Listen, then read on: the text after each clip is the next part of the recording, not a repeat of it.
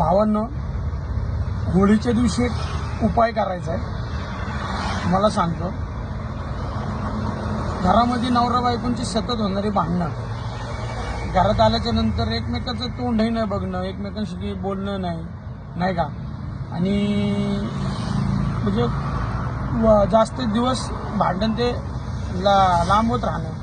तर ह्या गोष्टीचा एक उपाय करायचा आहे. तुम्ही होळीच्या दिवशी नारळ घ्यायचा आहे, पाणी असणारे, नैवेद्य असणारच आहे तुमच्याकडं, आणि नारळ घेतला की नारळ फोडायच्या आधी दोघांनी मिळून एक प्रदक्षिणा घालायची आहे, आणि नंतर नारळ फोडायचा आहे. दोघांनी हात जोडून नमस्कार करायचे, आणि दोघांचे मोबाईल काढून टाकून द्यायचे होळीत. त्याशिवाय सुधारणा होणार नाही तुमचं. मला काही बोला, होळीत मोबाईल टाका, संसार सुखाचा होईल.